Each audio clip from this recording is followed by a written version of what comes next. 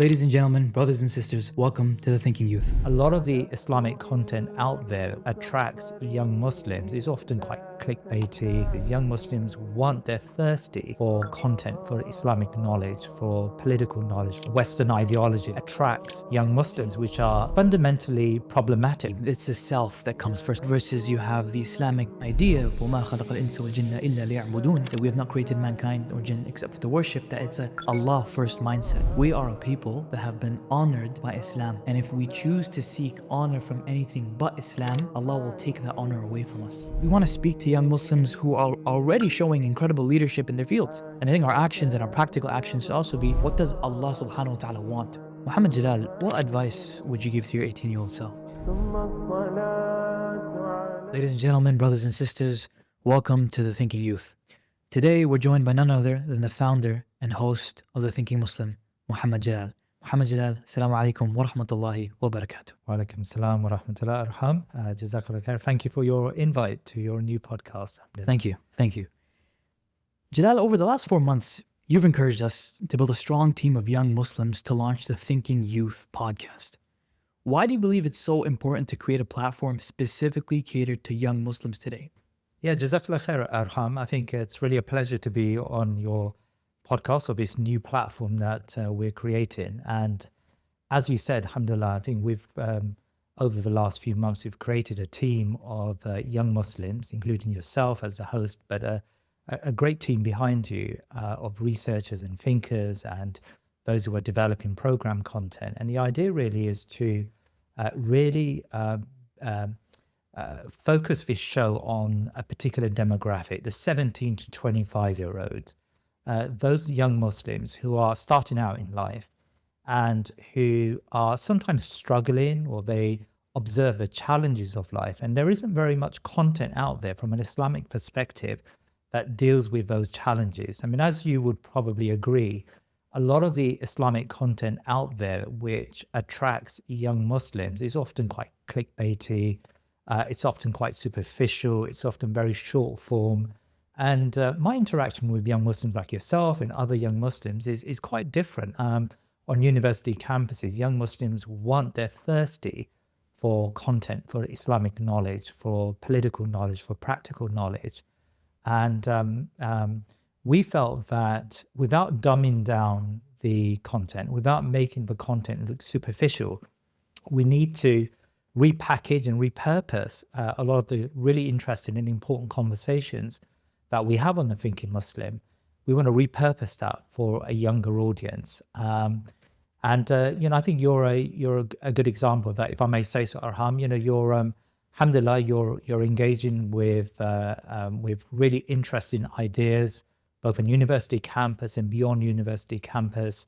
And we want to sort of bottle that and make that interesting and energizing for young Muslims. And young Muslims are crying out for content, for understanding. I know that when I'm invited to universities, the question I get so often, you've been to some of these events, and the question I get so often is, what can I do? Mm-hmm. How can I move forward? How can I make sure, how can I integrate within my life a way of activism that's both Islamic but also productive and achieve the result? So, in our minds, if we're going to promote this enlightened activism, having a youth show where you guys engage with young people in a register and in a way that attracts young people is so essential to the future of Muslim community enlightened activism.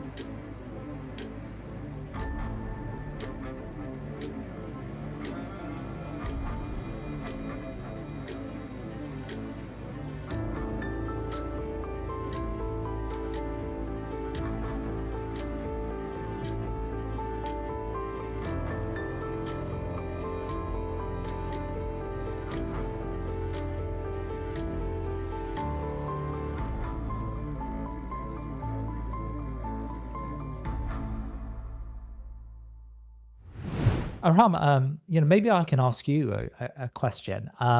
You've obviously, alhamdulillah, you've been involved with this team for the last Alhamdulillah. few months, and you've got, alhamdulillah, it's a really energetic team, as you would imagine when you bring young Muslims together.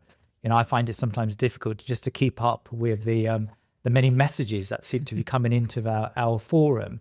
But just tell me about your experience of setting this up and getting, the podcast together. I know that this is going to be our first interview that goes out, but you've already recorded some interviews. Like, what's in your mind the aim of the podcast, and what do you hope to achieve from it?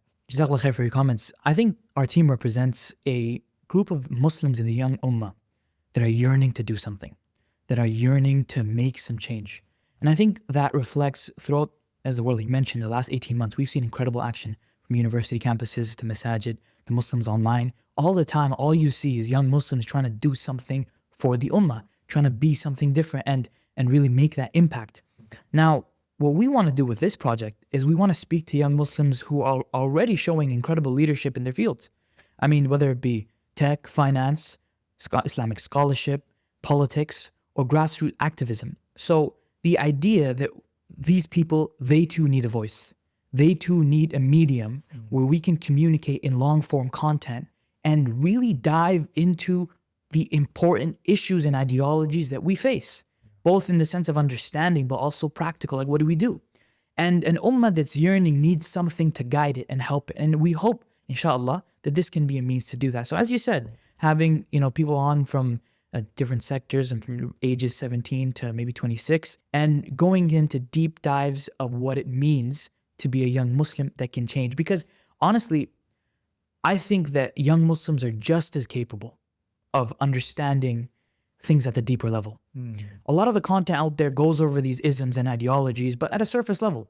We don't have this long form depth. So, and I know that we plan on doing some deep diving episodes talking about the prevalent ideologies themselves with yourself, Imam Tom, and others. But for now, with this episode, as you mentioned, we wanted to create a general overview and insight into the Muslim mind or the young Muslim mind. Yeah. So before we get into the heart of today's topic, I wanted to just shift to the mindset of ideologies. Yeah. Why is that important? What does it mean? And specifically, why is it so important for young Muslims, especially young Muslims in the West, to be aware of the impact of the isms on their thinking, behavior, and sense of identity? Yeah, that's really, really interesting point. And, I pray, inshallah, that we can host a number of sessions where we can look into these ideologies in greater depth. I want to take you back to sort of October 23 when this genocide began. And, as you know, that the Muslim community were in many ways taken by surprise at just the veracity of how the West came together. And that's Washington and Downing Street and, Brussels, and how they came together in working in unison with the Israeli regime to commit themselves to this slaughter. And many Muslims were somewhat unprepared to deal with the basic problem or challenge of how are we going to stop this genocide and how are we going to raise our voices, right? And we tried our best as a thinking Muslim to cobble together, to bring together speakers and guests like Sami Hamdi and others to try to motivate Muslims.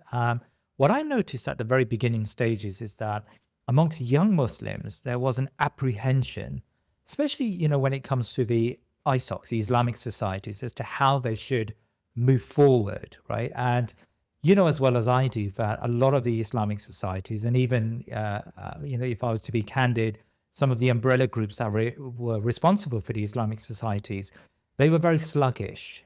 They didn't want to move. And I remember having this really horrible meeting, I have to say, with one such group, where I came out of that thinking, subhanAllah, there is a genocide taking place, and you guys are just not interested in doing anything for Palestine. Like, the way they saw it was a distraction. A side issue. It was a side issue. Now, there were some amongst the Islamic societies who were not like that, who sort of said, okay, we need to do something, but we're afraid if we do something, we're going to end up falling into kufr, right? We're going to end up embracing values which are going to harm us, right? So, as you know, a few months later, we had these encampments across university campuses. And there was this great apprehension, this sort of reluctance amongst Muslim students to get involved. And most of the time when he spoke to them, it wasn't sort of quietism. It wasn't that we don't need to address Palestine. That wasn't their major dilemma. Their dilemma was, okay, if we get involved, then we may lose our iman. You know, we may stop praying. We may embrace lifestyles which we're afraid of. We may interact with non-Muslim students who may have really strong political and ideological beliefs. And maybe those political and ideological beliefs may phase us and may change us and may make us into something we're not, right? And so they were afraid of their iman. Like they almost like genuinely felt that involving themselves in activism was going to remove them from their Islamic basis. And at the time, I sort of thought, okay, well, why is it that so many Muslim students have that trepidation when it comes to engagement? And the conclusion I came to was that it's because they don't really have the sort of ideological filters, let's say. They don't have the intellectual equipment to be able to deal with these ideologies, right? And so they can't deal with these new situations in a way in which they have these filters and they can incorporate activism without losing a sense of themselves and their faith. In Islam, yeah. And so, you know, I felt it was so incumbent upon us who have got these filters, inshallah, and have understood these filters from a sort of Islamic lens and Islamic perspective. It's so important for us to engage with young Muslims so that they can tackle these ideologies in a way in which they know the good from the bad, the haqq from the batil. They know how to be involved in activism without falling into some of those traps where they end up becoming progressives or end up becoming right-wing or whatever it may be. So in answer to your question, why are these isms so important to understand? It's important because in the field of activism, you're inevitably going to have to make alliances. You're inevitably going to have to work with others.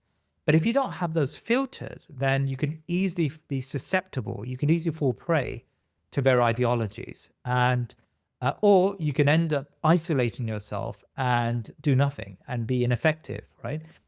You know, anecdotally, I came across so many young Muslims involved in Islamic societies who wouldn't even go on a demonstration. And I would ask them, okay, well, why? Like, you know, there's a demonstration, you're free. It's not as if you've got on a Saturday, apart from sleeping, you know, sorry to put it like that, yeah. you know, you don't really have very much to do. Why haven't you gone on that demonstration? Just to add to the numbers and to send a sort of signal of solidarity to your Muslim brothers and sisters in Gaza. And their response was, you know, well, yeah, but there's a lot of like free mixing, or there's a lot of chants which I don't agree with, or, you know, the LGBT people are out and I don't want to be walking with them. And these were very superficial, problematic excuses, because of course, as Muslims, we should be setting the atmosphere, and we can be setting the chants, and we can be holding placards that are more reflective of our faith. Yeah. We can be taking a lead, right? In some, you know, occasions, university Islamic societies, when they did that well, they did take the lead. You know, Manchester University comes to mind. I know we have Zirak in the room, and, you know, he's from Manchester. We, you know, when I met with the Islamic Society, I was really amazed at just how the Islamic Society got involved with the encampments. They set up their own wing of the encampments, which wasn't, you know, unusual. You know, everyone comes along and sets up their own little blocks, right? So that in that wing, they had, you know, Islamic darses, and they had circles, and they had salah, of course, and they gave the adhan. And alhamdulillah, you know, some people actually became Muslim through just the way they interacted with the Islamic Society on that encampment. So there's a way to do it where you remain faithful to your Islam, but at the same time you don't fall prey to their ideologies. Now, maybe on a secondary level, it's not just about activism here, because of course, on a very basic level, when Muslims attend university campuses, they've got to recognize that the university campus is actually one of the the primary ways by which the liberal state, and that's sort of an idea which we may need to expand on a bit later, but the primary way by which the liberal state integrates minority views into this liberal polity or this liberal ideology, right? There's a thinker called Will Kimlicka who talks about the importance of these integrationist institutions, and the university is the most important integrationist institution there is really under the liberal state, beyond maybe secondly to the workplace. And the university campus is there to try to produce the ideal liberal citizen, right? Those people who are going to be productive for the liberal society. And by the way, this is not a conspiracy. It's just the way it is. Will Kimlicka doesn't hide this. He talks about how minorities they can be integrated within the sort of the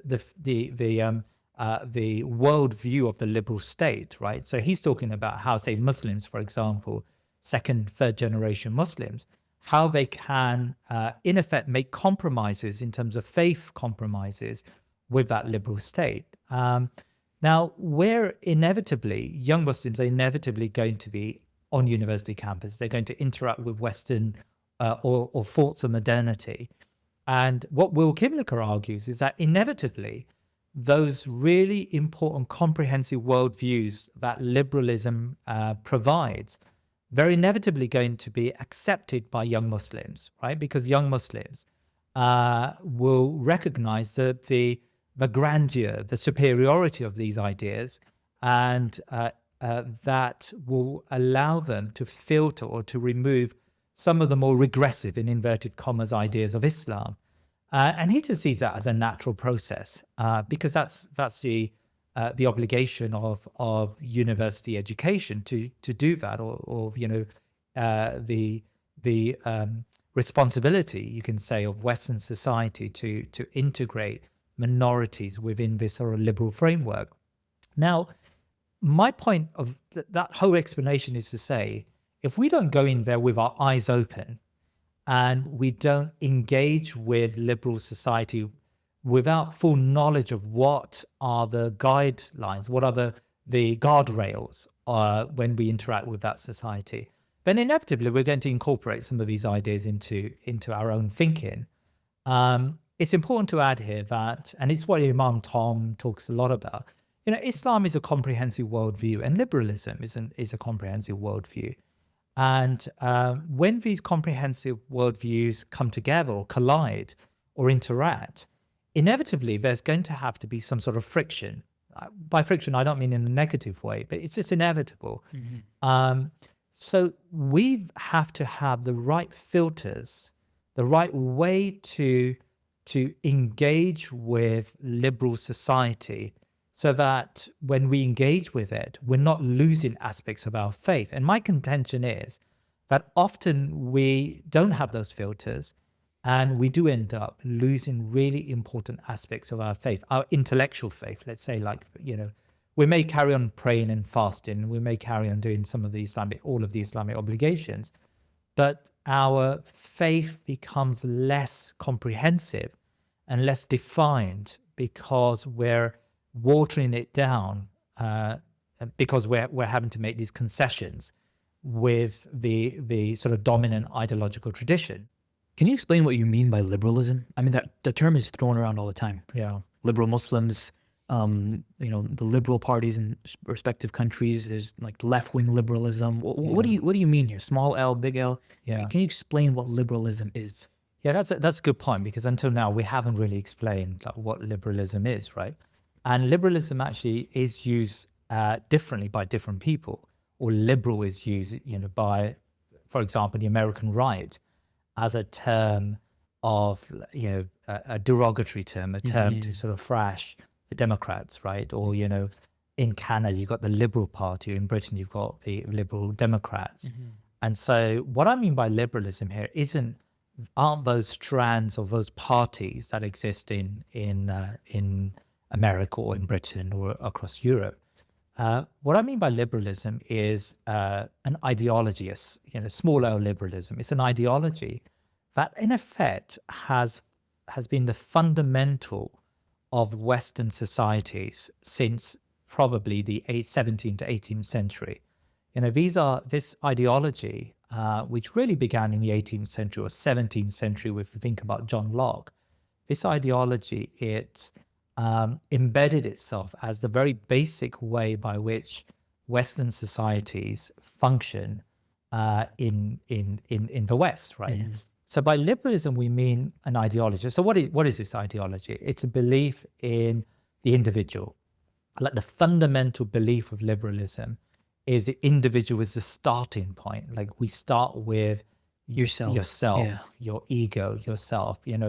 John Locke, for example, said that the individual is a deeply egotistical person. He had this idea of a state of nature, and in a state of nature is where you are before government and society comes along. Yeah, Like it's anarchical, your basic state. And he said, in your basic state, you are an egotistical individual. You believe in yourself. You believe in your own survival. You believe in the accumulation of your wealth and your material, right? So liberals believe that the very basic way that human beings live is they live according to that self-preservation, right? So the individual is extremely important. And you can say there are lots of different types of liberals, by the way. You got, for example, the utilitarians. You've got these Benthamites, Jeremy Bentham. He came along a bit later. Who established, a new way of thinking, you can say, within liberalism. But essentially, they've got these very basic agreements. So the individual, right? The individual has natural rights. So they argue that rights are embedded within a human being. That human beings have these rights, and they were born with these natural rights. So John Locke talked about life, liberty, and property as being the very basic rights that human beings are born with, right? Liberalism is a belief in equality. Now, equality, of course, is a very hard term to define, but liberals believe that all human beings are equal and they're of equal worth, and human beings are born with an innate right to be respected by others because they're equal. Now, that sounds pretty good, right? Yeah, because makes sense. It does make sense. But of course, the way they view equality sometimes does collide with what Islam views as equality and equity, and we can maybe talk about that later. Liberalism is developed into a belief in the primacy of capital. In other words, why the economic system has to be a free economic system, right? So liberalism incorporated their sort of capitalism, and capitalism became actually the most important bit of liberalism by the 19th century, because if you're free, freedom is a really important tenet of liberalism. If you're free, then you're free to trade, and you're free to own, and you're free to be an entrepreneur, and you're free to do anything you want, right, with your money. In fact, neoliberals who came a bit later on, came in the 20th century, argued that you don't have freedom if you don't have the ability to possess your own wealth and your own money. Nozick, for example, famously even said that taxation is theft. So there is this thing about liberalism where they see the state as being an enemy. The state is a bad thing. The state compels you to pay taxes. So liberals generally believe, later liberals somewhat watered that down, but liberals generally believe that the state shouldn't be too overburdensome, right? The state shouldn't control your lives. So, because you're free to trade, so the state is really there. Original liberals believe that the state should be what we would call a night watchman. The state is there to give you security and to secure you for contracts, right? So there should be judges and police to make sure that your contracts mean something. But apart from that, the state doesn't really do very much. It protects you, it defends your contracts, but it doesn't do very much. So liberals believe in this sort of ideology that developed over a century or two, which incorporated all of these values that we talk about, right? Now, some of these values for Muslims may sound like, okay, that sounds fairly okay. Yeah, fair enough. And they sound, fairly normal for us living in busy societies. But of course, Muslims have and Islam has a very different way of viewing the starting point, right? We don't see the starting point to be the individual and the inviolability of the individual and their rights, right? We see the starting point to be Allah subhanahu wa ta'ala, the divine.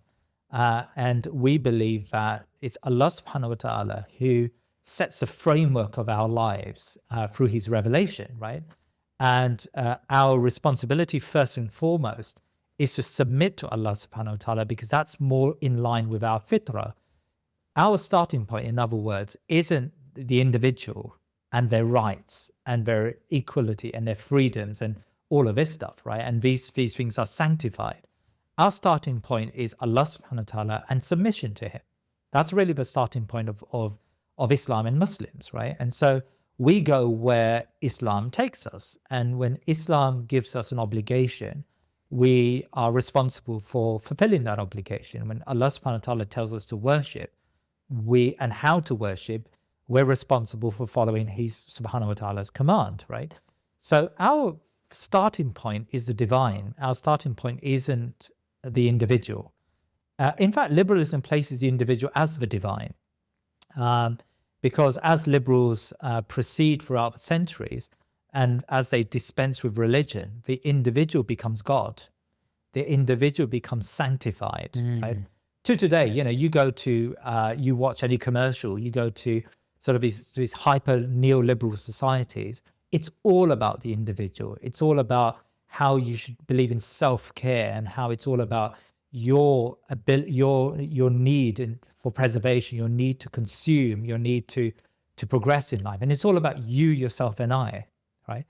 But we have a different way of thinking about society, and a different way of thinking about ourselves. That is not to take away the importance of the self, but even when we think about the self in Islam, we think about tempering some of those qualities which harm us, right? So, when scholars like Imam Ghazali talked about the self, he talked about how we can refine the character of the self, so that we can go beyond these base assumptions or these base ideals that society sometimes sets for ourselves, right? And we can move above that, and we can live a life where a more balanced life, where we're seeking the material, but we're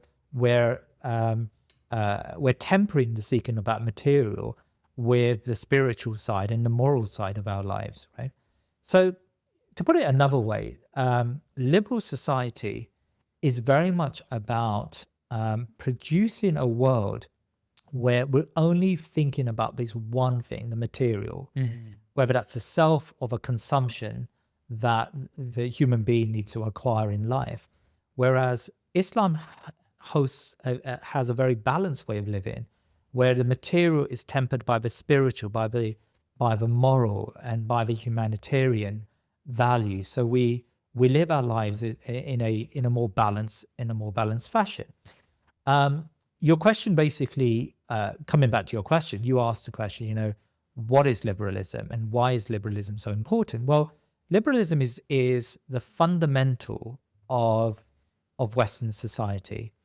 Now, what I mean by this is that the Conservative Party in Britain, or the Labour Party, or the Liberal Democrats, they all subscribe to some degree, they all subscribe to liberalism. So when we talk about liberalism, we're not talking about a party, right? The Democrats and the Republicans, they all subscribe to liberal society, right? Now, there's a little debate, which we'll come to later, as to whether the Trump form of republicanism is moving away from liberalism. And there's a big discussion about post-liberalism, but we can talk about that later. But fundamentally, we live in these liberal societies. And in order for Muslims to navigate the challenges of these liberal societies, we need to understand what liberalism is. And we need to understand the different facets of liberalism and how we interact with these strands on a daily basis. So from what I'm hearing is there's this idea being posited with liberal thought that me, it's the self that comes first. Kind of like this hedonistic idea of just everything revolves around myself. Yeah. And versus you have the Islamic idea of وَمَا خَلَقَ الْإِنسَ وَالْجِنَّ إِلَّا لِيَعْبُدُونَ, that we have not created mankind or jinn except for to worship, that it's a God first, Allah first mindset. And it's like we come from that perspective, even when building ourselves, right? The individual, our families, our society, God comes first, as opposed to you yourself becoming a God-like figure. Yeah.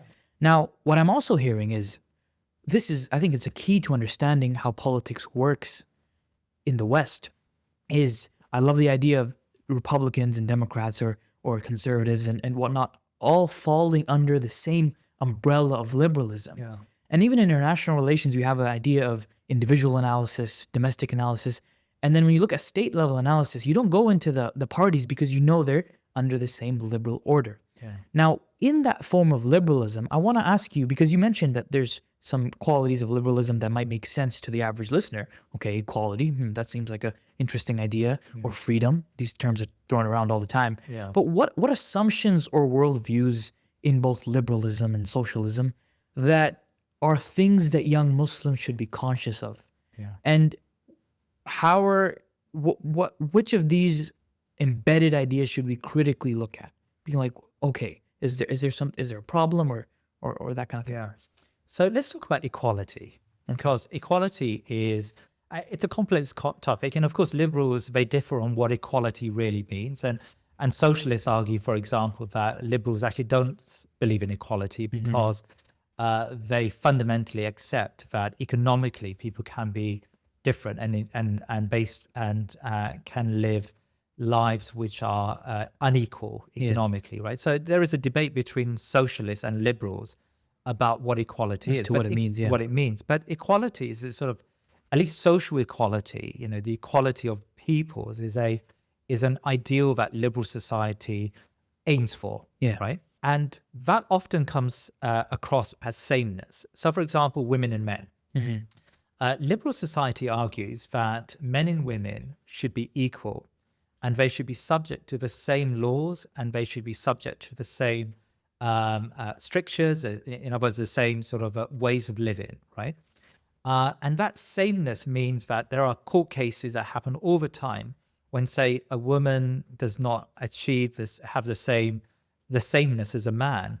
That woman is able to argue that this is against my very basic concept of equality, right? Or you could have the other way around. Men sometimes argue the same, and they take that to court, and there's a judicial conversation to be had about that.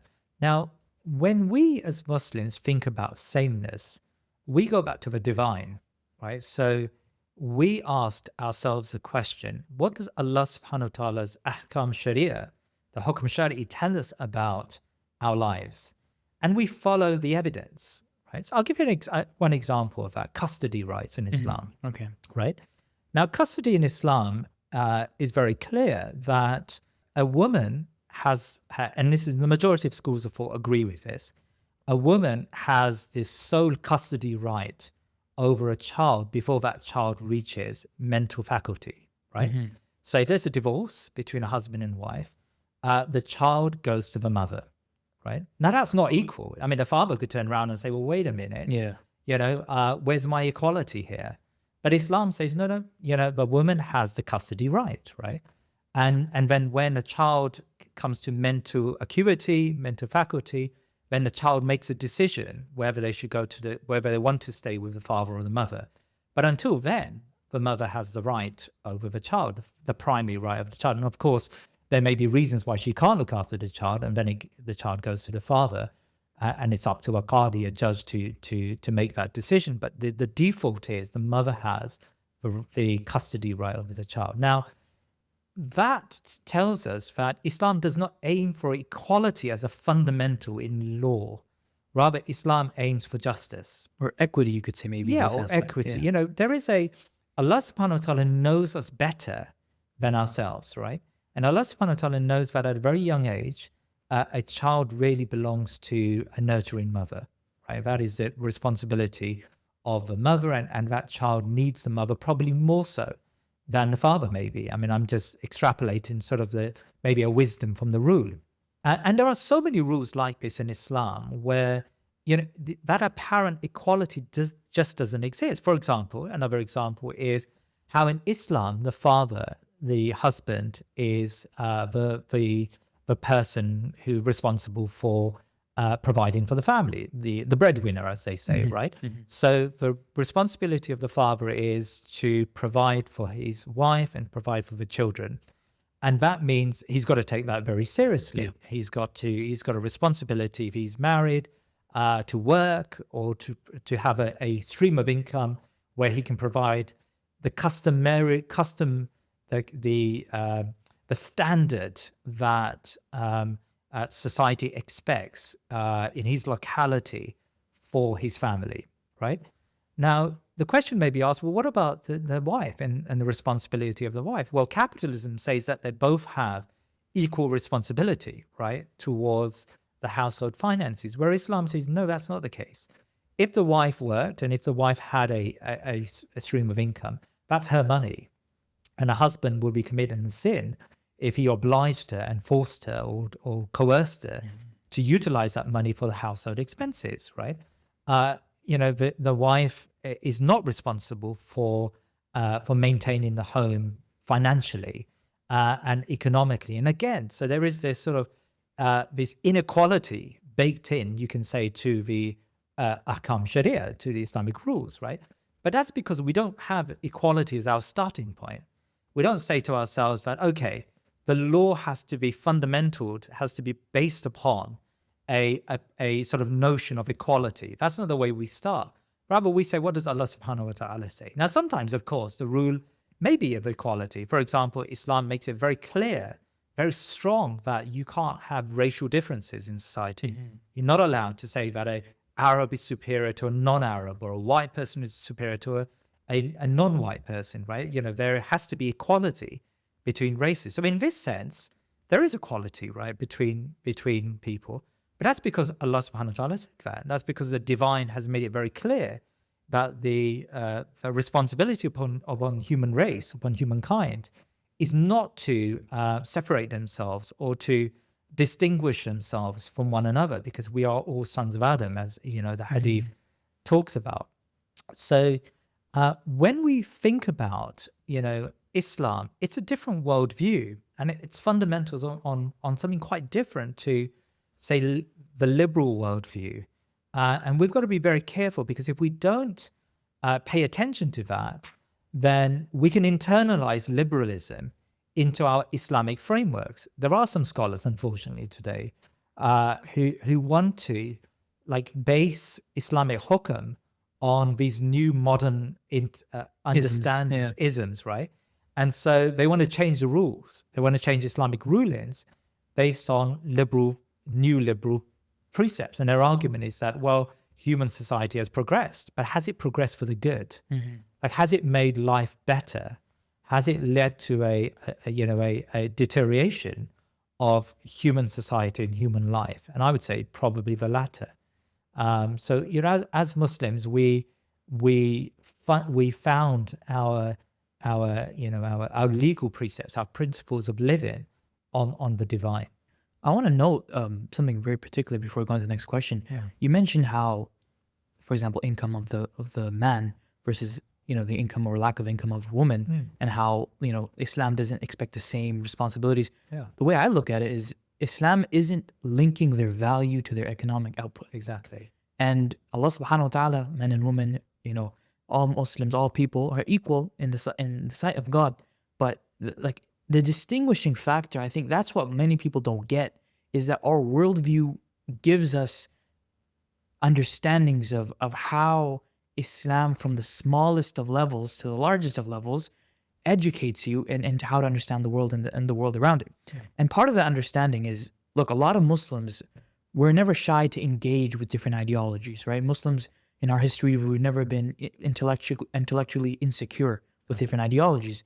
And many Muslims that you see, many good, especially young Muslims, are engaging with that. And sometimes, though, however, there goes beyond engagement. It comes to this tendency of, you see Muslims calling themselves socialists. Yes. Or Muslims calling themselves capitalists or liberals or whatever, any of these isms on any side of the spectrum. So should a Muslim be labeling ourselves as these isms or identifying ourselves primarily with it? And like, where's the fine line between learning and engaging with these ideologies, which we should learn, but then labeling ourselves as part of them? That's great. There's two parts to this, and the first part is, it's not like a new thing that Muslims are interacting with foreign philosophies. Right? We've done, from the day that Muslims moved beyond the Arabian Peninsula and began to engage with Persian philosophies or Roman philosophies, they've had to engage with these philosophies. And actually, Muslims were at the forefront of translating a lot of the Greek philosophical material, not because they wanted to internalize it and bring it within their Islamic framework, but because they wanted to provide a critique of these ideas in order to carry da'wah to these people, right? And understand them from their own lens. Their own understanding, right? So Imam Ghazali, for example, wrote a book on Platonic philosophy, right? So he realized that a lot of the Islamic scholars at the time were internalizing Greek philosophy into their own frameworks.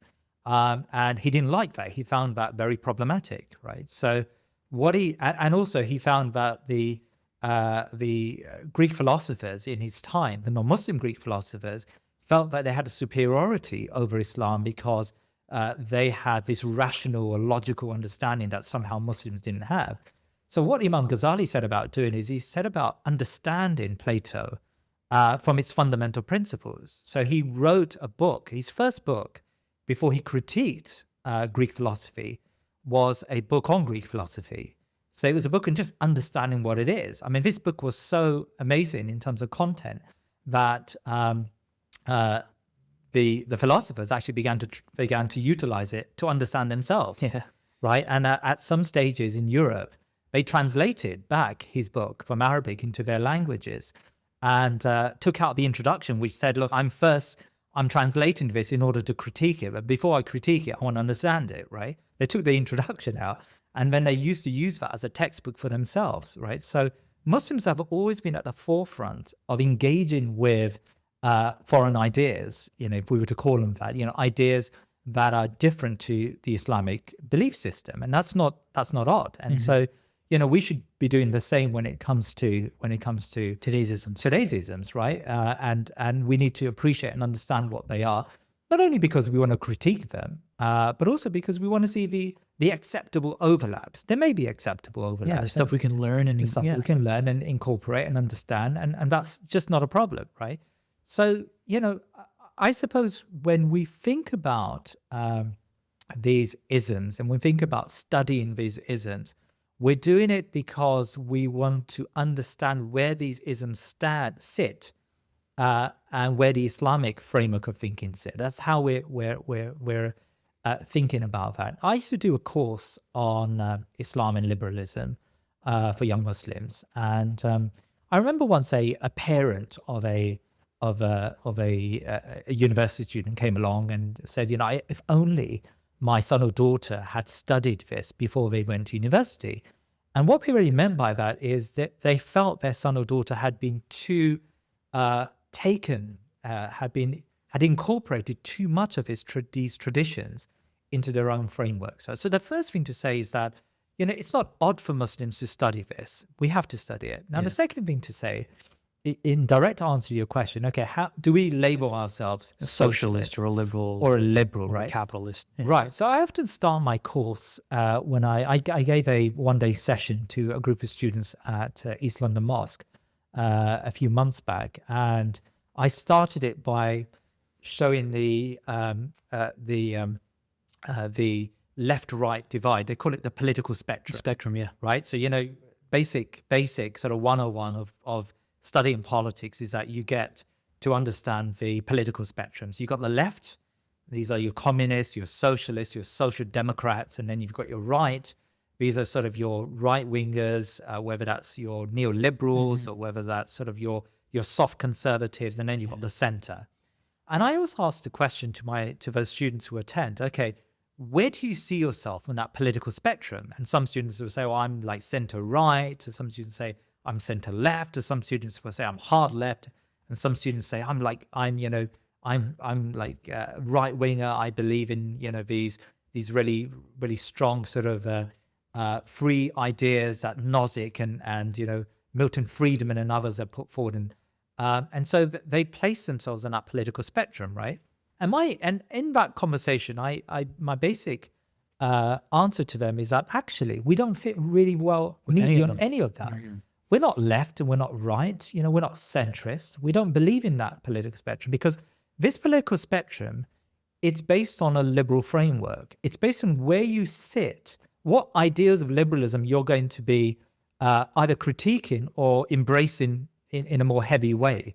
So the right wingers, they embrace sort of free market capitalism, and the centrists embrace sort of the balance between sort of more social democratic ideas. And so what you end up having is your position on that political spectrum comes down to how much of liberal ideology you're either incorporating or you're critiquing, right? Now, we don't think like that because Muslims have a comprehensive ideology or comprehensive way of thinking, which moves beyond that left-right divide. Yeah, I'll give you an example of this. If you study the hadith of the Prophet ﷺ, some of the hadith actually do sound quite capitalist, right? For example, the Prophet ﷺ said that there's no price fixing. Only Allah subhanahu wa ta'ala fixes the prices, right? When there was a famine, so that sounds pretty free market, right? So when there were like challenging times in Medina, the Prophet ﷺ did not allow the state to fix prices. They asked him, why don't you fix the prices, rental prices or commodity prices? And the Prophet ﷺ said, only Allah subhanahu wa ta'ala. In other words, the free hand of the market is what drives the prices, right? That sounds pretty Milton Friedman-esque. That sounds pretty capitalist to me, right? At the same time, the Prophet ﷺ prohibited the ownership of fundamental commodities that the public have a share in. So, for example, the Prophet ﷺ prohibited the acquisition of a piece of land which had a plentiful supply of water on it, or a piece of land that had a salt mine on it. Why? Because these commodities are so fundamental to human living that an individual is not allowed to own them. We know that the majority of the schools of thought, except for a subset within the Hanabila, argue that even commodities like oil are public property, right? In other words, they need to be shared out amongst the Ummah and maybe administered by the state, but shared out amongst the Ummah and not owned by individuals, because these are so fundamental to the living of human society. They can't. Now, that sounds pretty socialist to me. Yeah. You've now got these public properties, right, which are exclusively for the public. They're not owned by individuals. So, for example, the Muslim states that are oil rich, most often than not, that oil is owned by families or individuals, right? That's not allowed in Islam. That's haram, right? That's not permitted because that's a commodity that should be shared amongst the public. So here we've got like your one hadith, places you on some sort of like right wing of the spectrum, and the other hadith places you on the left of the spectrum. And you have that constantly when it comes to economic ideas and social ideas. Islam does not adhere to that political spectrum because Islam predates, Western thinking. And so we have to move beyond that. I remember asking this question to Butch Ware, who stood as the candidate for vice president for the Green Party, right? So I asked him, look, would you call yourself a left winger? And his answer was fantastic. His answer was, I wouldn't, because fundamentally, I see Islam as beyond this left-right divide. It isn't really about, for me, being a leftist or a rightist. And I think that's the right position to have. But as you quite rightly said, there are so many Muslims today who say, I'm a capitalist or I'm a socialist. And then they try to sort of cobble together some Islamic evidence to say, Islam also, believes in capitalism or believes in socialism, without appreciating that these isms are not just about one or two, activities. They're about a worldview. And a lot of that worldview may contradict the ahkam sharia. Yeah, I think because a lot of when it comes to a practical sense, especially in the last 18 months, we've seen the genocide in Gaza. Many students have mobilized, right? On campuses, schools, protests, online. And I think a lot of that space is dominated by what you would call the quote unquote like progressive left. Yeah. And like in the activist scene, you see this. And there's a tendency for a lot of people, because they see, okay, these are people that are standing up for Palestine. These are standing up for what our shared values are. There's a tendency to kind of absorb that framework, or to become part of this alliance. And so is that a risk that Muslims should be thinking about in these spaces? And if so, like, how do you engage with this and without compromising on your Islamic principles? Yeah, so that's a risk that shouldn't stop us from engaging with them. That's a risk that should make us more alert and aware of that, the nature of our engagement. So Imam Dawood Walid in his book Sacred Activism talks a lot about this. How do you engage with the progressive left, right? And fundamentally, he argues that the engagement has to be on a sincere platform. You have to go to them and say, okay, we want to do, we're in total agreement that we need to work together. But at the same time, these are our guardrails. These are our red lines. We're not allowed to do X or Y. We're not allowed to, accept these lifestyles. We're not allowed to, call for these things which are prohibited within the Islamic deen, right? So we have red lines, and in the same way we will tolerate, your ways of doing things, and we will not, we will work with you in for the greater good for Palestine, but we don't expect you, to pray with us, right? We will like it, alhamdulillah, if you want to do that, but we don't expect you to pray with us. We don't expect you to attend our darses. We don't expect you, that's, you have your lifestyles and your ways, and we have our lifestyles, and we should work together in those things which are of mutual value and mutual good to the issue at hand, which is a genocide in Gaza, right? And when done right and respectfully, you can work together. I mean, for example, during the elections here in the UK, I mean, I came out of my comfort zone in a way and worked with so many on the progressive left, because of course, so many on the progressive left have a genuine, sincere attitude towards justice when it comes to Palestine. And, we shouldn't devalue that and say somehow that's, and belittle it. Yeah. Because it's genuine and it's sincere. And I sat with enough of them to know that it really is, a real quest for justice, and they can see that They care about it and a they lot, care about it, right? And they feel fundamentally, now we will argue from an Islamic lens, we would say that that's because they, like us, have that basic Islamic fitrah, the basic fitrah of seeing what's going on and just being horrified. Yeah, right? Yeah, and that basic sort of proclivity towards justice that Allah subhanahu wa ta'ala put into every human being. And that proclivity, that sort of quest for justice hasn't been corrupted by the society, or at least they found ways to immunize themselves from that corruption of individualism that takes them away from the genocide and what's going on.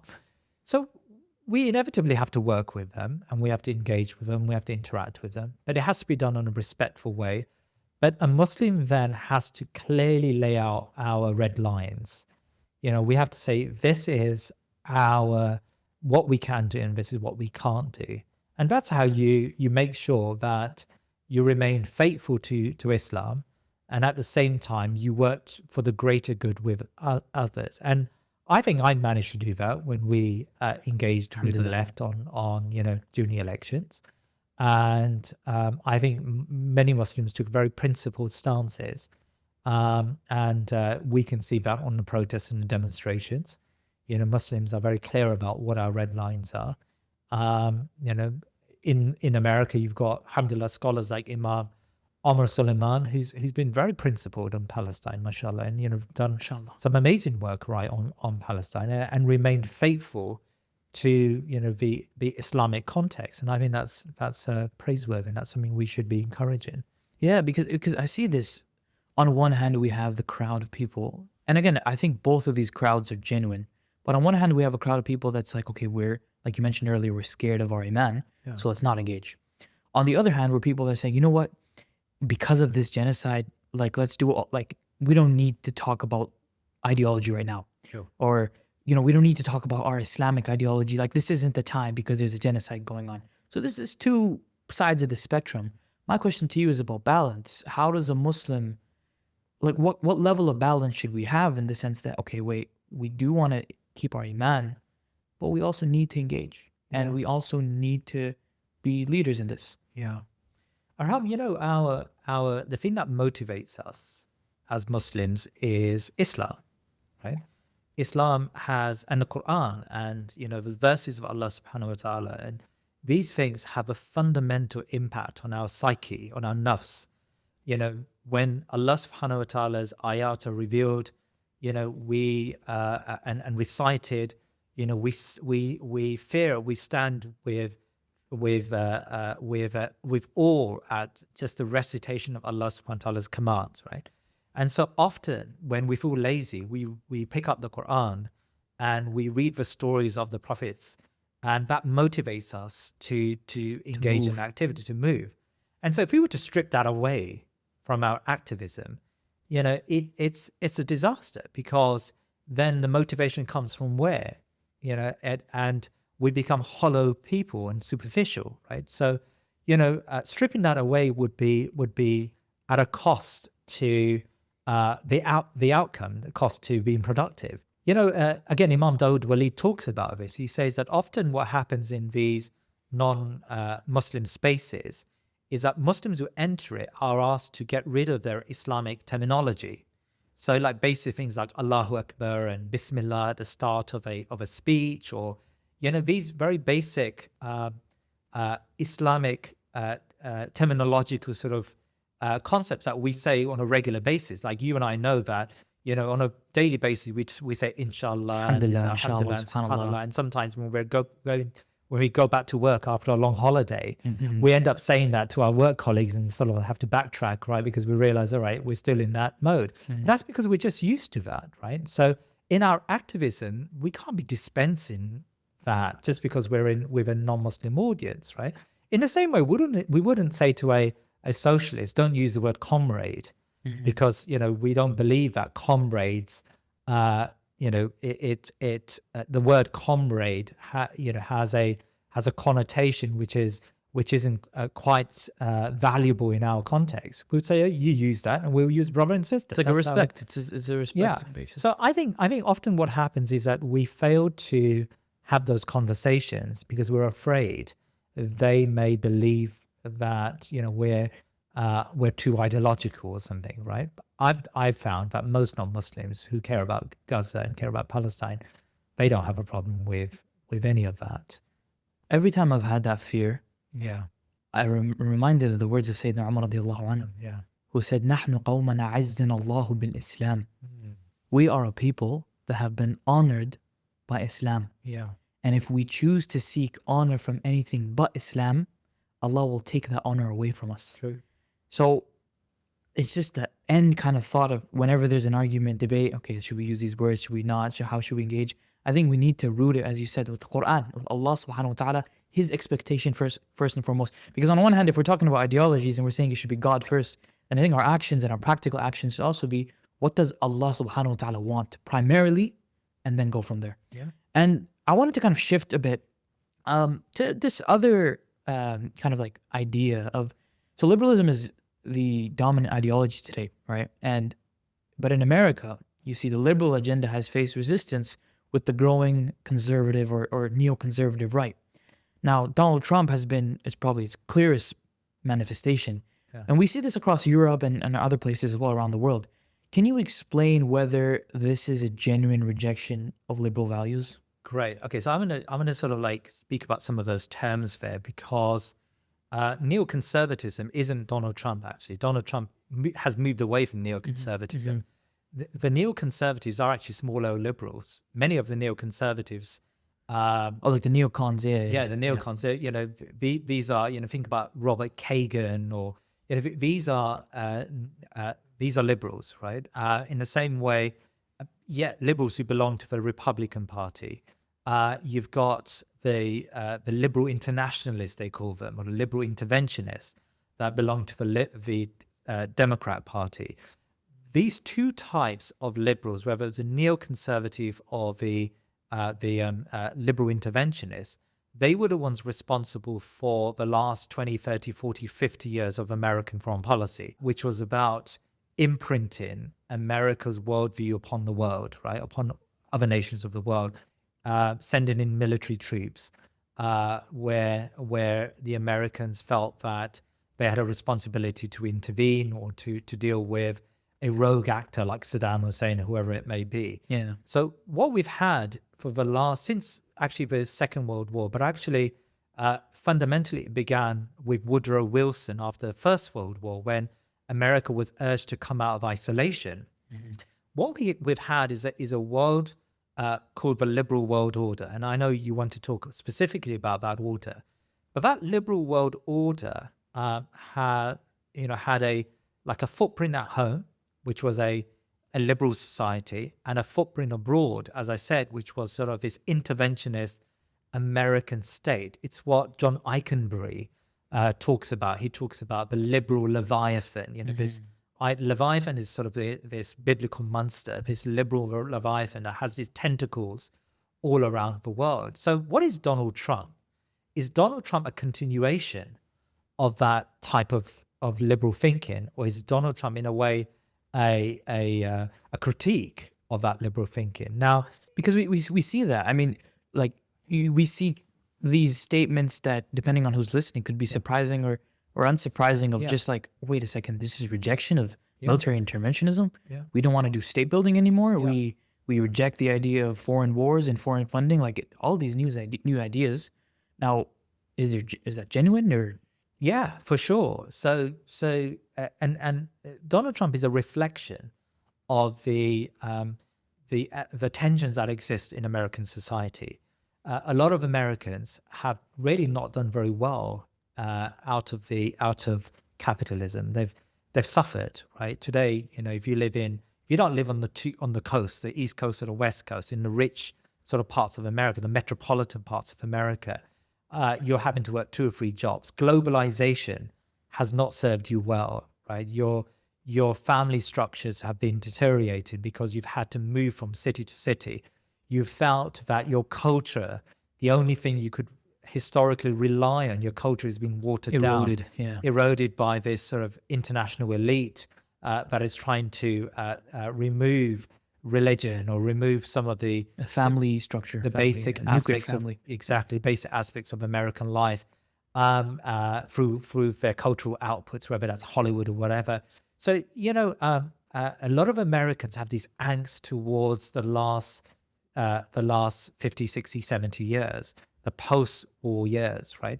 And Donald Trump won his election as someone who wanted to appeal to that really big element of American society. It's what we call post-liberalism.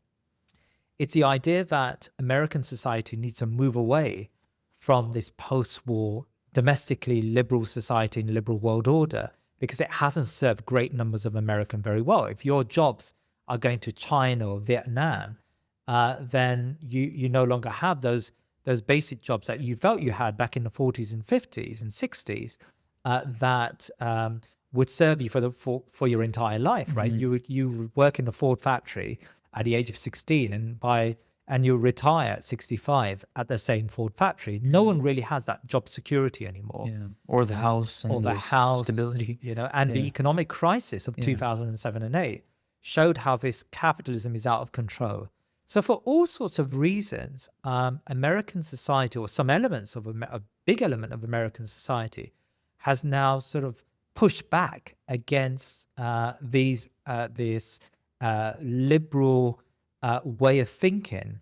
And Donald Trump, in a way, reflects that. Now, what is that? What is the new ideology, let's say, or the new worldview? Well, it's in flux, it's developing, but it's a worldview which sees America as white, as culturally monolithic, so not multicultural, but culturally one sameness of monolithic culture. It's an America which wants to put a break on some aspects of capitalism. You saw the fundamental of this order was having a free trading world, where Donald Trump believes in tariffs. He believes in putting these taxes on imports to the country, and that breaks up one of the most. This is a religious tenet of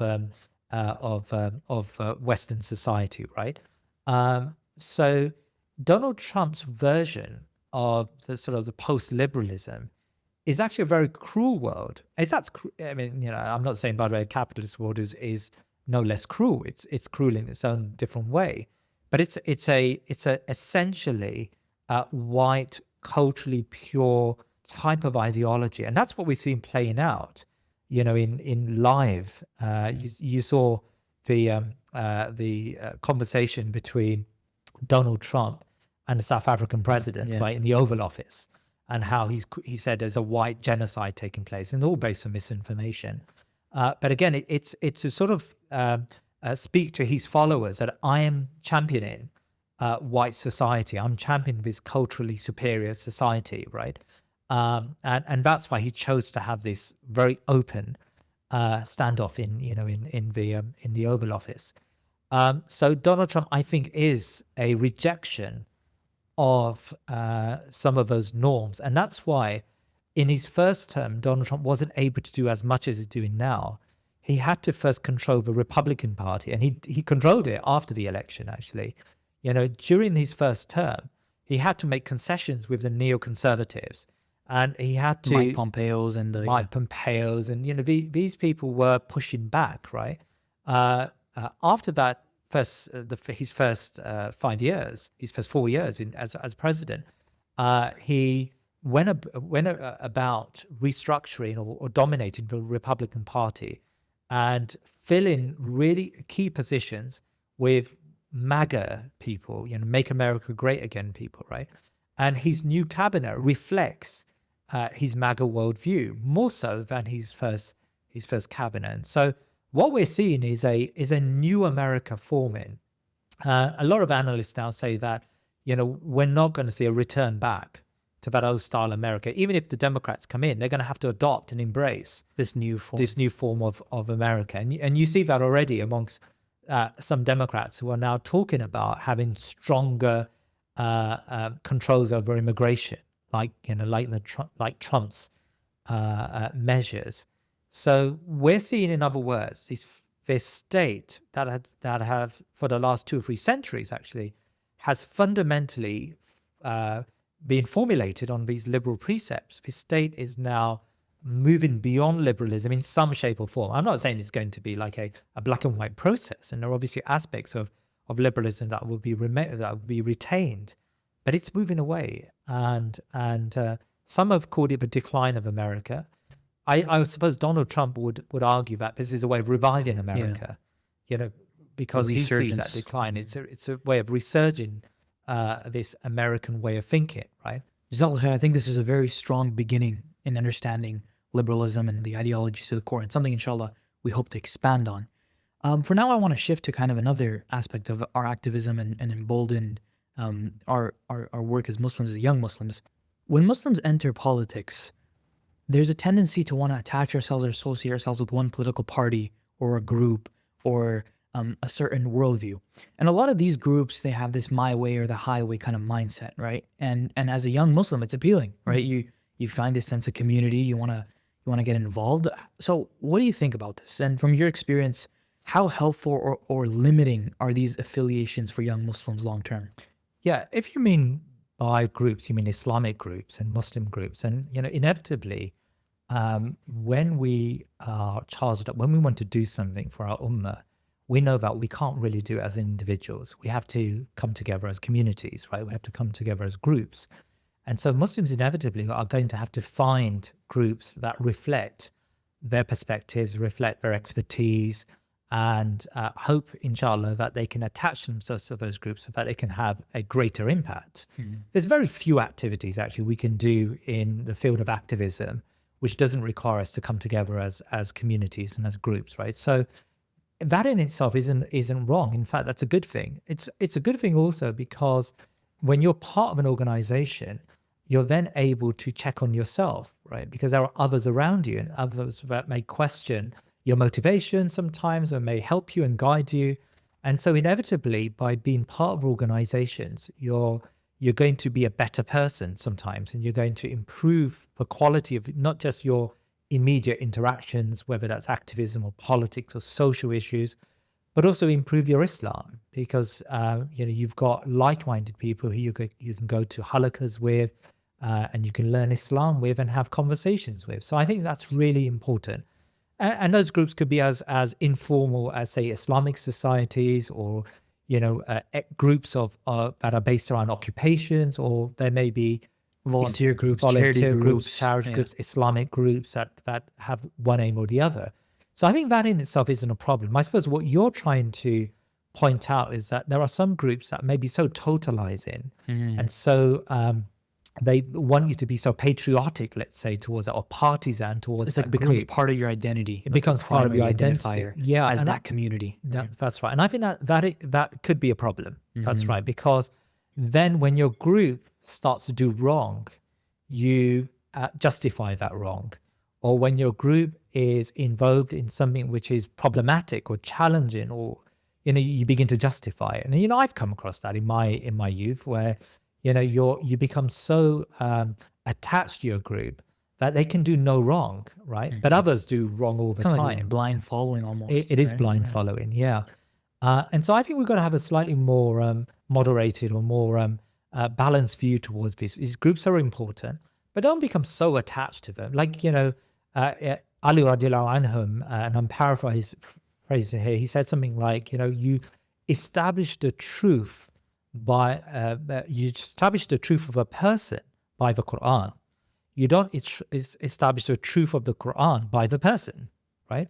It's about the Quran is your arbiter, not the person. Just because a person says that I am, a scholar, or that doesn't mean essentially that all truth comes from that person. That person can be wrong, and often that person will be wrong because we're human beings.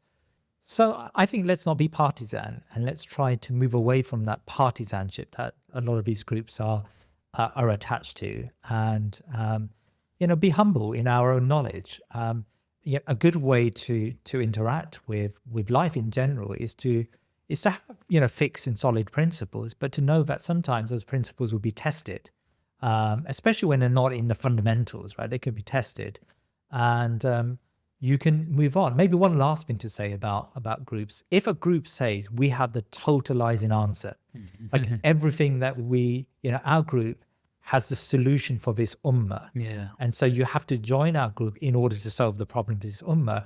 You can tell for sure this group is in error. There's just no doubt in my mind this group is in error, because the solution for this ummah isn't going to come from this one thing. Whether that's sort of establishing the global caliphate, or whether that's having like spiritual, ascension, or whatever it may be, right? Whatever group may have a bias ideas, towards, right? You have to realize that the solution for this ummah is going to come through multiple activities in multiple ways. And so it's arrogance in a way, where To think that it's all just this one solution or this one group of people. Yeah. yeah. So I'm not in any way saying don't be. The worst thing is to be an individual, right? Because of course Shaitan, he chases the individual, a lone sheep, right? So don't be a lone sheep, right? Work with others, but be aware that sometimes working with others can also come with detrimental aspects. You once mentioned when you started this project that you used to make dua to Allah subhanahu wa ta'ala to guide you to a better guidance and to find people around you that would help you on that noble path. How important is spiritual and the traditional spiritual Islamic element in ibadah in this journey? Yeah, I mean, it's fundamental, right? It's so important for everyone, regardless of what you're doing in life. You need to make sure that you have this solid reserve of spiritual depth that allows you to deal with the challenges you inevitably are going to face with your work. And part of that is as you described there, is to ask Allah subhanahu wa ta'ala for help all of the time. There's never a stage where, in fact, it's arrogance if you think you've got to a stage where you're now on full cylinder and there's nothing more you can do, because it is the case that there is always something better and there's always more you can do. So as you quite rightly said, a dua I used to make, and I continue to make it actually, especially at times where I feel I'm at a juncture we need to improve, is, to ask Allah subhanahu wa ta'ala to give us a better guidance. And what I mean by that isn't, obviously not the fundamental guidance. Alhamdulillah, the honor we have by being Muslims. That is something which Allah subhanahu wa ta'ala has given us, and we are blessed to have that. But it's more that there may be something you've missed. I remember when I first started the podcast, I collected some people together before I thought of the podcast idea, in fact, and we were racking our brains. How do we help this ummah? And I used to make this dua a lot, actually. And alhamdulillah, that Allah subhanahu wa ta'ala opened doors for me. And the podcast began. It was just a very basic project. And alhamdulillah, it grew into something bigger. And barakah is from Allah subhanahu wa ta'ala. And the second part of that dua is to find people that will help you, right? And I think that's extremely important, because you can't do things alone. And you are going to have to find people who are better than you sometimes, who have got expertise and talents that will make your work better. I often find that there are some people out there, and I'm not knocking them, but there are some people out there who are involved in Islamic work, and they remain quite aloof and alone. And over 5 or 10 years, they're still alone. And I often think, okay, but why? Why are you alone? If you've got something and you want to share it with others, surely others should coalesce around, come around your work and help you. So don't be. I think we shouldn't be like egotistical to think that the talent pool out there in this Muslim community, cannot aid you in your work. So we're always on the lookout, thinking Muslim, for good quality expertise and talent, because who knows, they may bring something to the podcast that improves it. So yeah, that's my. But in general answer to your question, we have to have that spiritual reserve, and we have to make sure that if that declines in our mindset, that we'll return back to it as soon as we can. As young Muslims in high school and university and a bit beyond, so much of our focus is on our careers, jobs, figuring out the lifelong question of what are we going to do? What do we want to do? Yeah. And a few months ago, I remember hearing you speak at a university here in London, where you said something that kind of really got me thinking and shifted my perspective about the Sahaba. You mentioned that the Sahaba, radiallahu anhum, may Allah subhanahu wa ta'ala be pleased with them, didn't live ordinary lives. They were people who handled everyday tasks, yes, but they were also scholars, warriors, statesmen, strategists, and leaders. That really stayed with me, because it made me realize that we too, in whatever field we go into, we can strive to be extraordinary, as long as for the right reasons. So could you please speak more on that, and maybe share an example of a companion whose life captures this idea, somebody who embodied the balance of, the worldly life, but also with a yearning for a higher purpose and an extraordinary meaning?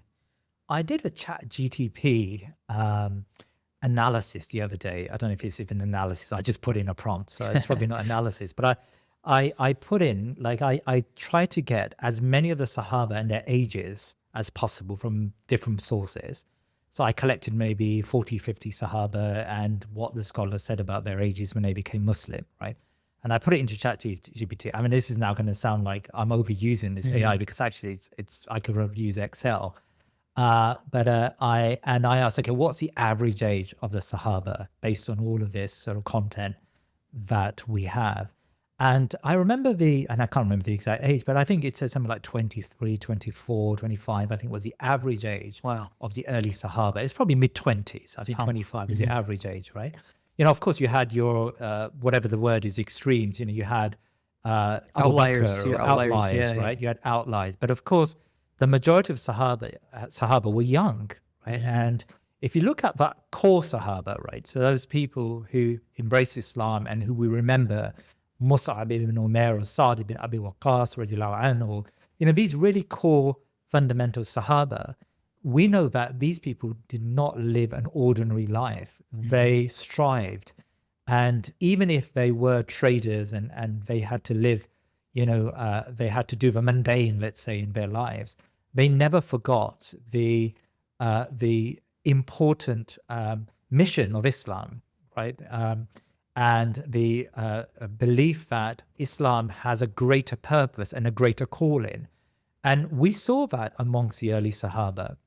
I remember reading once that Umar bin Khattab, radiallahu anhum, when he was Khalifa, he went to visit a Sahabi who had become quite sort of domesticated, right? So this Sahabi, or at least Umar thought he had become domesticated, this Sahabi had draped on his wall a really nice textile. Mm-hmm. And Umar obviously had a greater problem with him because he was maybe becoming a bit lazy, or, maybe not.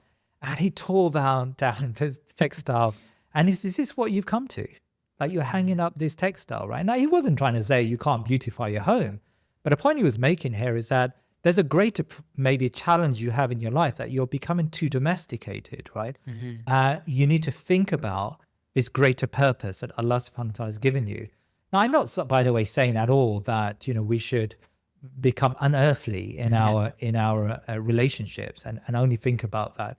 But we need to, and Omar wasn't like that, of course. If you study his life, he got married and he did, everything that all human beings do, right? But there is this greater mission that the Sahaba had, and we have to latch on to that mission in order for us to be productive in our lives. And I always say to students, and I gave a presentation already, like a talk to students at a university recently, like a leave-in dinner they had, and they invited me along.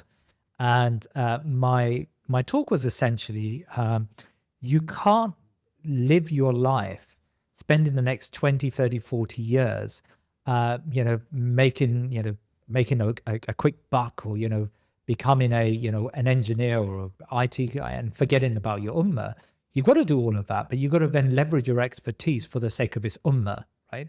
And for the sake of justice. And you've got to do that. You've got to make sure you have this dual life almost, that you're doing your ordinary work, but you're also leveraging your talents and your expertise and the knowledge that you acquire for the sake of this ummah. In other words, make that concern of this ummah and the mission of Islam, make that something that your life revolves around, right? Your life revolves around this central core of, I'm always trying to give back and always trying to improve the lot of my ummah.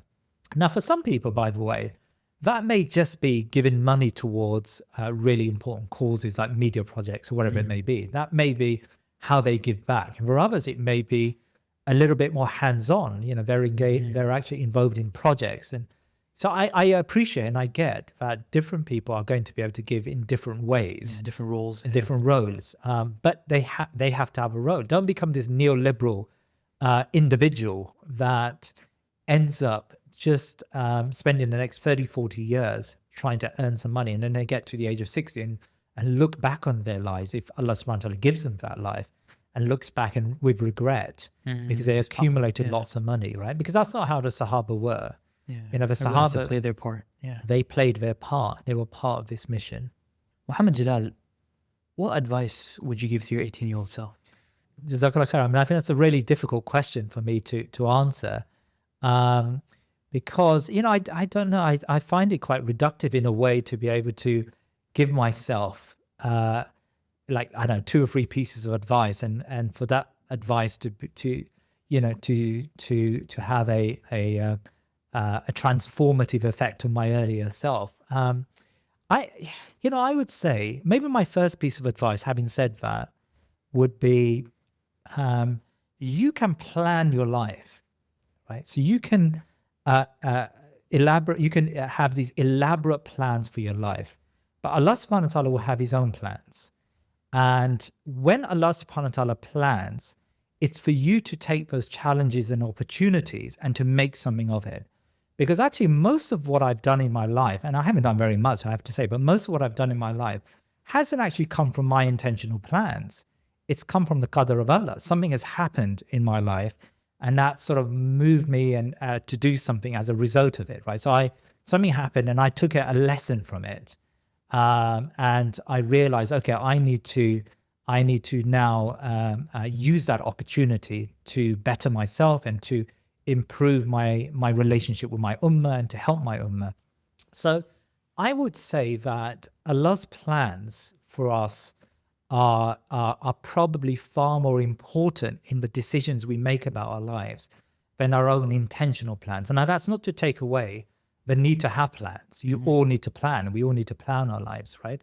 But subhanAllah, without going into the details, the reason why I was thinking to myself, why did I start the podcast? And actually, I started the podcast because of a qadr of Allah. It wasn't really because, why did this podcast become a visual podcast and not, remain an audio podcast, right? It was actually a qadr of Allah. It wasn't really because of something intentional in my mind. I didn't have this sort of elaborate plan that I'm going to go from audio to video and go into YouTube. And that wasn't the way I planned, even though I may retrospectively claim that was. It was actually a qadr of Allah. And I, alhamdulillah, I took that opportunity to move that forward. So in your life, you're going to come across these plans of Allah, and it's your responsibility to take advantage of those plans of Allah subhanahu wa ta'ala.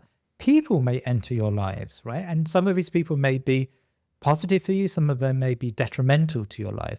But those people that come into your life, they will be educators. They would teach you something about yourself and about your work and about your mission.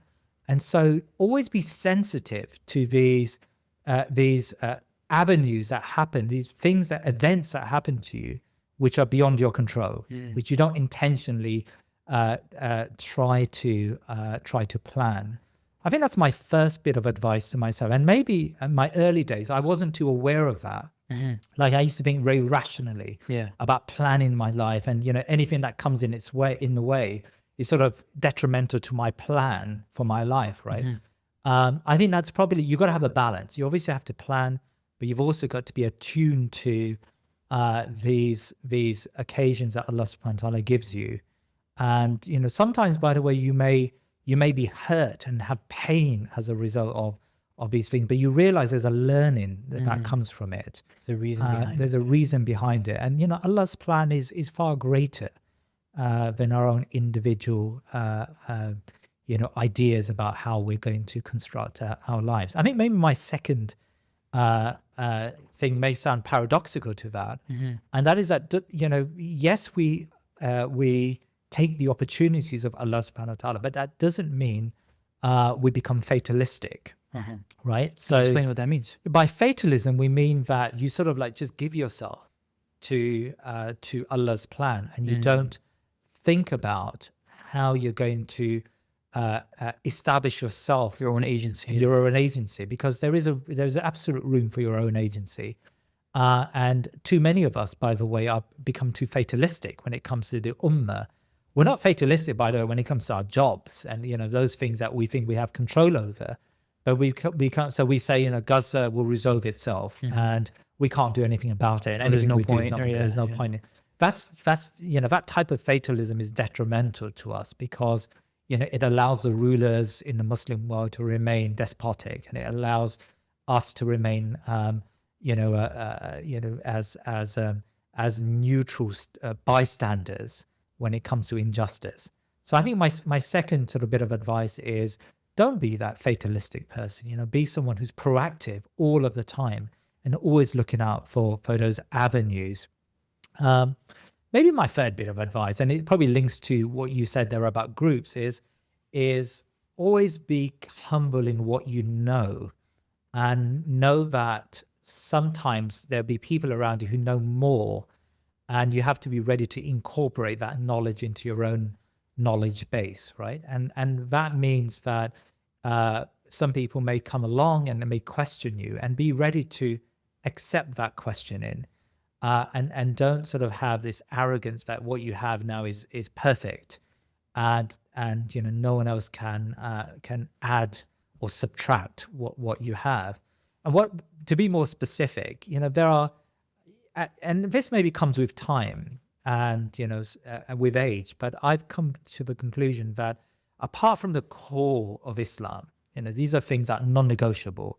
Apart from the core of Islam, there are so many parts of Islam that are based on ijtihad, right? Based on interpretation, and you have to, at the very least, tolerate those people who have those differences of opinion, and not especially now when we are, there's a genocide taking place and this ummah is in a very dire state.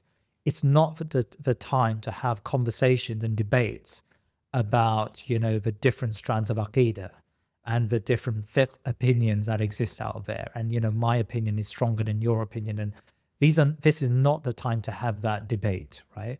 Maybe sometime in the future when we're in a better state, we can have that debate. But we don't have the luxury to do that. So most of the time, these debates are on frivolous matters, on furu, on branches of the deen.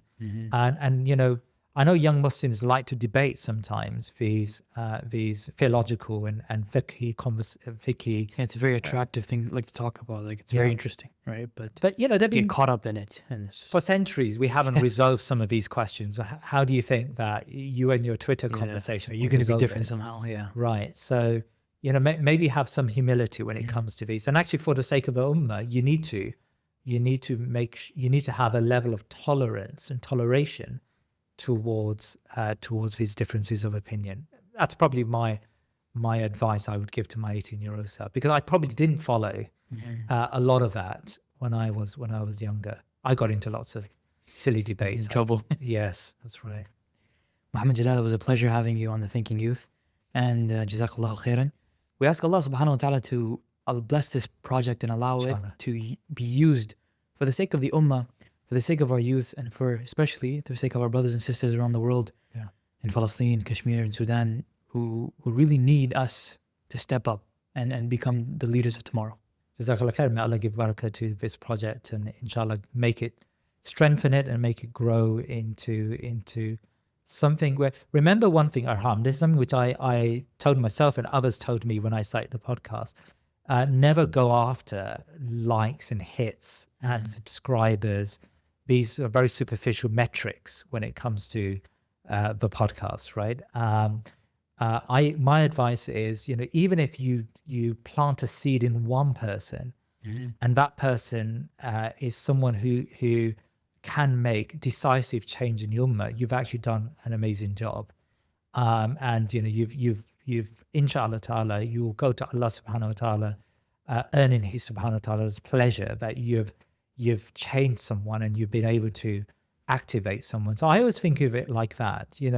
Maybe there is and I know we shouldn't reduce it to a Salahuddin, but maybe there is a Salahuddin sitting in the ummah who watches the podcast, and it activates that person to goodness and to greatness. And then we can be, that's a sadaqah jariyah for us, right? We will be rewarded inshallah for his actions. So I think have that always in your mind when we think about these sorts of media projects, inshallah. May Allah give it barakah. Ameen. Allah yatik al-afiyah. Jazakallah khair. Assalamu alaikum. Wa alaikum assalam wa rahmatullah. Please remember to subscribe to our social media and YouTube channels, and head over to our website thinkingmuslim.com to sign up to my weekly newsletter. Jazakallah khair.